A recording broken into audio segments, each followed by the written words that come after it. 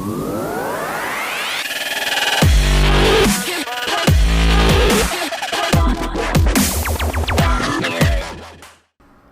guys, welcome to the Cape Critic. I'm Josh. And I'm Shannon. And today we're going to be doing our spoiler discussion on X-Men Apocolypse. This is the third movie in the current trilogy going on. The first movie is X-Men First Class, directed by Matthew Vaughn. The second movie is Days of Future Past, which is directed by Bryan Singer. And then this one was also directed by Bryan Singer. Now, Bryan Singer also had help writing and maybe some producing of X-Men First Class, so you could almost call it like the Bryan Singer trilogy. Taking over from the previous X-Men movies. Okay.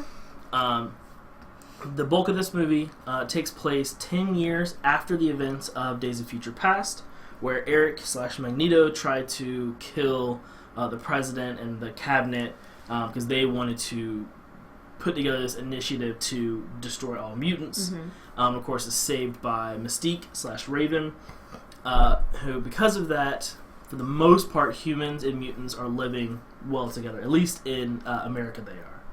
There are a ton of characters in this movie, and so we'll just kind of go through the characters, how they apply to the whole story, and then we'll kind of talk about the story, at the end. Yeah. So we get introduced at the very beginning of the movie to our bad guy, In Sabanur, who later on we get, goes by Apocolypse. He is believed to be the first mutant. And he has the ability to transfer his consciousness from body to body, and each time he does, he retains the mutant power of the body he had before. So when we see him, the body he's in is very old, and he's going to be transferred into his new host body, who we find out who they show us has a regenerative ability. So he should be able to similar live to forever. Wolverine, right? So the Egyptians at the time rebel, bury him. And he lies sleeping until he gets woken up by Moira Taggart, who we met in X-Men First Class, who at the very end Professor X wiped her memories. So we have our big bad guy, Apocolypse, who always has his 4 henchmen, who he calls his 4 horsemen, with him. So in this movie he's going to find his 4 horsemen, and the first one he comes across, we know her as Storm. She is an orphan in Egypt, who is a pickpocket, who's a thief, who's, steal to live, gotta steal to eat, gotta eat to live. Mm-hmm. Otherwise we'd get along. Exactly, yeah. And so I thought that actress did a phenomenal job. Yeah. I thought the character looked great, even with her white mohawk. I had a hard time with it, but I ended up liking it better than I thought I would. So I liked it. I thought it was very good. I liked the old school 90s look for Storm. A lot of people didn't like Halle Berry's Storm in the previous movies, so this was a really nice, re-look at the character. Yeah. Once he has Storm, then he goes and finds Psylocke, who we met a little bit earlier in the movie. She has the ability to generate this telekinesis sword. Like a beam of light sword of stabby death. I'm really not totally sure. No, you're pretty much dead on. That's okay, pretty much it. All right. She can change it into pretty much whatever she wants to. Yeah. But she carries a katana with her that she can also just put her telekinesis around, making it be okay.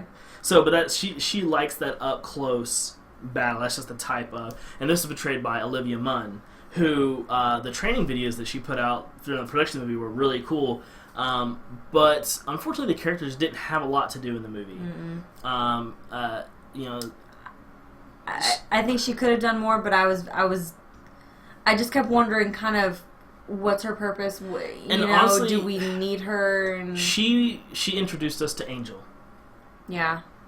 So he finds her, and so the next character we find is Angel, who he turns into Archangel when he takes his wings, who had been messed up in the last fight. He was in the last cage fight. Turns him into metal wings, turns him into Archangel, gives him, makes him stronger. What does he do with the black? I don't know, some kind of tattoo type okay. deal. I don't know. Okay. Unless it was just trying to make him look more like his comic book character. I don't really know what the point behind the face tattoos were. All right. I thought maybe it was him putting his mind control even deeper in him and saying, "You're mine." Maybe I don't know. That might have been part of it. That's kind of what I got from it. I don't know. And so, and then the last person that he recruits is Eric, or Magneto, who, after the events of Days of Future Past, he's hiding in Poland. He has a wife. He has a daughter. He works in a steel He's mill. a 9 to 5. Yeah. Trying to be a good nice dad, guy. good husband. They find out he saved someone, and they're jerks about it. So because not everywhere in the world is like America, where they're because tolerant. humans are jerks. Yeah, and so when they come to arrest him, his wife and daughter accidentally get killed, which sends him over the edge again. Well, so now he's lost everything, and again, in comes Apocalypse saying, "I will make you whole, and we will get revenge on the entire human race." Yep. And so he jumps in bed with Apocalypse, and now we have our bad guy Apocalypse with their 4 horsemen, and those are the bad guys for the movies. So we spend we spend almost half the movie him putting together his group. Mm-hmm. Almost half the movie is putting together the good guys. So Raven, we see Raven at the very beginning is going around. Apparently, has been saving mutants across the world because they're treated nice in America, but I guess they're still not treated very nice in other parts of the world.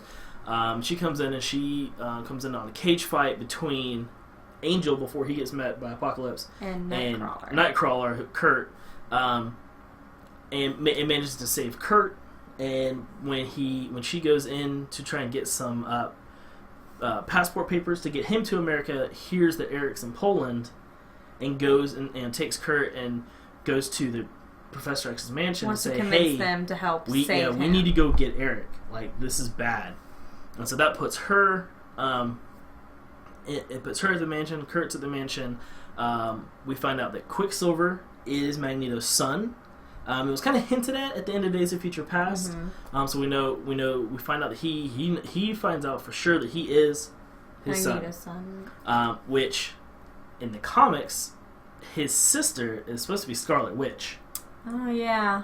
So we haven't met her yet in the X-Men universe. We've met both of them in the Marvel Cinematic Universe, mm-hmm. who doesn't have the rights to the X-Men. So right. now we got this. So we meet him. He comes to the mansion trying to find Professor X because he gave them their business card. And Scott was there too, right? Because his older brother Alex Havoc brought him there because he discovered he had powers. He said, "Hey, come on in, we'll take care of you." And they meet Jean, and he's like, "Ooh, pretty girl," and all this fun stuff. Well, it's funny, he doesn't know what she looks like. Okay, fair. When he gets there, he's blindfolded because if he opens his eyes, laser beams, destruction, death. Yep. So, bumps into her, and then she, Scarlet Witch is, hell, she magics her books back in her hand, and so we meet Jean. Mm-hmm. So now we've got Jean, we've got Scott, Quicksilver's there.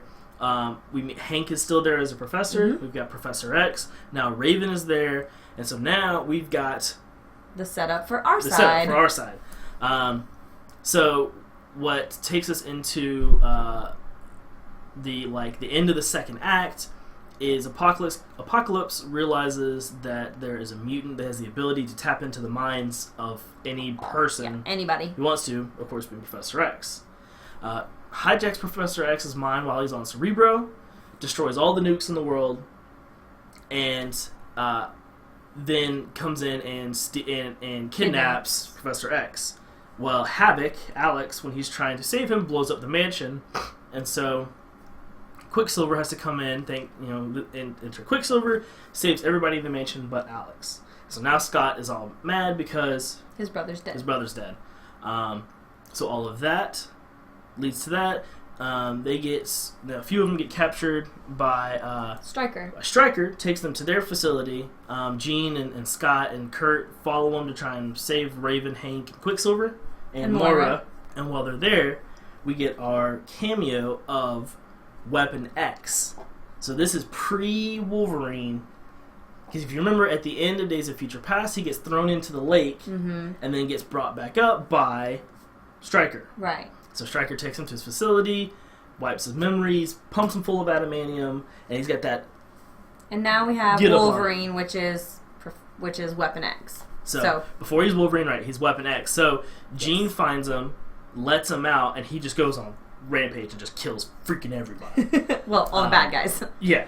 And so, and then what was really interesting is at the end of his cameo, Jean comes in, takes the equipment off of him for him, and then says that she gave him back what memories she could find. Which is why, if you remember in the old X-Men movies, he talks about having flashbacks but not being able to put all the memories together. Okay. And so this is their way. This is why. This is the way of tying together, saying, "Hey, this is why you couldn't remember everything." Exactly. So so we have the Wolverine cameo, which I thought was good but not needed. Okay. I think we could have had an X-Men movie without Wolverine. We absolutely could have, but I think we all enjoyed it. It was a good scene. I mean, it was a pretty brutal scene. I think it was, we could have done without it, but why? You don't have to. So all of this leads up to the third act. But before we get to the third act, which is the big fight between everybody, one of my problems with this movie is it took all of that to get to the third scene. And the third scene feels so short when it's compared to the whole movie of us trying to figure out putting together these teams. Yeah, it did take a while. Now, all that being said, the third act is great. I thought the fight was really cool. I liked the way they incorporated everybody's different powers. So that he has Xavier, he's trying to transfer his consciousness to Xavier. That's how Xavier goes bald. So we finally have a bald Professor X again. And then Jean shows up, and Jean is the strongest mind in the world. Professor X has told her that. So you got fighting. We have the cool fight with Quicksilver's trying to beat him, but he's even able to see Quicksilver and stop him. Breaks his leg brutally. And then all of this, and then we see when we think there's nothing left, then Magneto and Storm swap sides. So Magneto throws down those two giant giant metal making an X. The X was nice. Which is nice, cute, nice little touch. And so Storm's there to kind of help, which honestly her part wasn't really all that big either in in the grand scheme of the movie. What we got was her character development, if you will, of seeing her, for the next. Yeah, seeing her, she starts out, this little pickpocket, and then she says, "Oh, we're gonna take over the world, but she's my hero. Oh, look, it's her. Wait, maybe I want to be like her." And she changes sides, and now we have her as the X-Men. Basically, this whole movie was to set her up to keep going as an X-Men. Right. So an interesting point is during this fight, at one point, Apocalypse has Mystique / Raven in a chokehold. Mm-hmm. Now, some people have said, and I can see the argument, that they're tired of Mystique being such a key point in these movies. We've had 6 X-Men movies, not including like the Wolverine movies and Deadpool, and of the 6 main X-Men movies, Mystique has been like a center point in every single movie, and I've heard people saying that they're done. So some people were saying they wanted her to actually die in that scene and be done. So really? We'd be done with Mystique. Wow. But she gets saved. But that was interesting. So I didn't know what your thoughts are, if you have any thoughts on the Mystique as a character, or Jennifer Lawrence, or the previous actress that played her. Well, my thoughts on it have always been that not having a whole lot of history in the X-Men universe, it always felt like that's how she was supposed to be. Yeah. Because they put her in such a major role, they put her in the center and the spotlight. I thought that's what she was supposed to be. I didn't know that she wasn't. So knowing that she really is just another X-Men, yes, she's important. She's very important to Professor X. But knowing that really she's just another X-Men, she's not really that important in the grand scheme. Yeah, they have put way too much emphasis on her character. Yeah. So I see both sides. So we have this big fight going on. Now we've got Magneto and we've got Storm on our side. And everything's going on, and then Apocalypse is still fighting with Xavier in their like spirit mind realm. Yeah, that was kind of weird. So that was kind of weird. But you're in my house. Yeah. So we get to see him grow, which is a staple of his in the comic books. Which those were powers that we didn't get to see of him in the real world, I guess. But we got to see it in that fight. Okay. But now in comes Jean. Now we know from earlier that Jean has a problem controlling her powers. Mm-hmm. She's very afraid of her powers, and so all Professor X is just saying, "Don't be afraid, just go for it."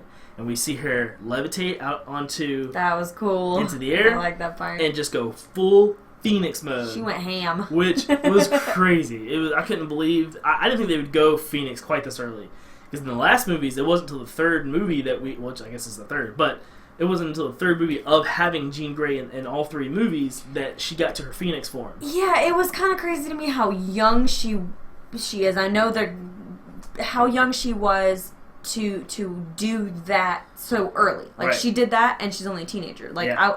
I was not expecting her full powers this early in her lifespan, I yeah. think is what you're saying. You know, we expected her to grow up and develop it, and then right. she goes Phoenix. Like, okay, you're 15, you went Phoenix, now what do you do? Now you know, where do you go now? It, yeah. So, I was very surprised that they did her, you know. I was surprised, but I was excited. I thought it looked. Oh no, great. I didn't say it wasn't awesome. Visually, it was beautiful because it was just the faint outline of the Phoenix. You're like, you had to really pay attention. Hey, look, I said. Yeah. So that was really cool. But and so when she does this, but as Apocalypse is like disintegrating into nothing, he's like, all has been revealed or something. Which. What does that mean? You're dying. Like, what? Ooh. Like, you're dying. Like, what does it matter that she just kicked your ass? You know? But at the end of the fight, Psylocke kind of runs away. So does she know something? I'm wondering if she's more important than I thought she was, and she actually had Maybe. a bigger part that we just didn't see, and it's going to lead into something else. Right. Maybe she was a little more of his henchman than we knew. Yeah. Maybe I don't know. I thought that was kind of... It was a very interesting point. Yeah. And to see maybe she does something with that down the road. I don't know if there's any more movies in the lineup for this. I haven't heard anything otherwise, but she may be. It feels like it's, well, we know based on the credit scene that it's set up to go somewhere, but it feels like that scene specifically set it up to go somewhere else. So I don't know if they're gonna take it somewhere else or if it was just kind of a weird moment, but it was kind of weird for me. We get the third scene, which, like I said, was a great third act. It just felt short. Mm-hmm. But the fight was good. So now they rebuild the mansion. Everybody comes back together. Professor X gives Moira her memories back from X-Men First Class. Which, that whole thing with taking her memories and finding her again and giving them back. Yeah. I didn't feel like any of it was really necessary, you know. No, I don't think so either. So, I mean, I was like, oh, so sweet. No, we really didn't. Okay, cool. Great, thanks. Moving on. It didn't do anything for me except maybe bother me a little. Yeah. So something that's really interesting to me in these three movies versus the first three movies that X-Men came out is the character of Magneto. Mm-hmm. So in X 1, 2, and 3, in the original, Magneto is the bad guy. Right. Period. Like, we know he used to be friends with Professor X, but at no point is he ever a good guy. Yeah. He's a bad guy who thinks he's doing the right thing for his own reasons, but he is the bad guy. Now, when you look at First Class, Days of Future Past, and here, I'm kind of tired of him yo-yoing. I want him to decide if he's a good guy or if he's a bad guy. Yeah, he's a good guy, then he becomes the bad guy. Or and then he's the bad guy, and then becomes the good guy. Yeah. And then he's the good guy, and then becomes the bad guy, and then becomes the good guy again in this movie. We get it. So it's something that they've done very differently in these three movies than they did in the first. And that is one thing that I specifically remember thinking is, dude, are you a good guy or a bad guy? Can you please make up your mind? Like, I get it. You tried to be good, and now they messed you up. Well, you know what? Be the better person. Be the good guy. Right. Or just say F it and be the bad guy all the time. Like, don't come back and be the good guy. So, just pick a side. Kind of buddy. Back and forth. I mean, you guys have to let us know what you guys think about Magneto. Do you like him better as a bad guy? Do you like him better as a good guy?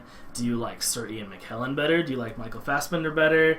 There's a discussion all in itself that we're not going to get into in this video because we could spend a whole video comparing actors and characters. But then we had the end credit scene. So the post credit scene, right? Dude, suit, sunglasses, comes in to the Weapon X facility. They're like cleaning up dead blood, guys. And, dragging them around. Goes straight into the workspace and takes an X-ray and a blood sample from Weapon X. Puts them in this briefcase, and when he pulls it back, there's all these vials of different colors in this thing. And when he closes it, it says SX Corporation. Now, this is supposed to be, we think, hinting at a bad guy named Mr. Sinister. Okay. Who is just a staple bad guy in the X-Men universe. He's been doing a lot of... Does he do the genetic testing and stuff, kind of like Stryker did? A little bit, yeah. Okay. He's our new Stryker. He's going to be a little bit of our new Stryker. Okay. In some storylines, he actually meets Apocalypse, who turns him into a mutant. And that's so he gets powers, and it's just another little branch. It's somewhere for us to go from here, right? And so, all in all, I thought, all in all, I thought this was a good, solid movie. When we're looking at how it fits in the other X-Men movies, we have the 3 X-Men movies, the 2 Wolverine movies, and technically Deadpool, and then the other 2 in this trilogy. We got to figure out where to put it. Deadpool is the best X-Men movie to date, hands down, ever. So then you got to figure out, X1 was okay, X2 was really good. Do you like Days of Future Past or X-Men First Class better than this one? I think I have to probably put it probably number 4 after Deadpool, First Class, Days of Future Past, and then this one. Only because the story in this one it was too much story, took too long to get to the third act for me. I'm gonna take yours but swap this one and Days of Future Past just because personally Days of Future Past, I did follow it, but I mean the back and forth it was a little much for me. I mean I got it, but it can be confusing. Yeah, so personally I would put this at 3 out of those 4 with Days of Future Past below it. But that's just my personal. So it's ranked in the X-Men universe. What score do you give it as a movie? Out of 10, you give it a... I've got 2 numbers bouncing in my head. I don't know which one to choose. I'm going to go with 8. You're going to go an 8? I am. I'm probably going to go a 7. Mine was 7 and 8. I couldn't decide. I'm probably going to give it a 7 just because... Couldn't do a 7.5, can I? No. Ugh. Then I'm going to go with 8. I really did enjoy it. I enjoyed it. It was a good movie that had good moments, but it was too much story to a very short third act. That really just bothered me about I'm going based on the way I felt when I initially walked out of the movie. Yeah.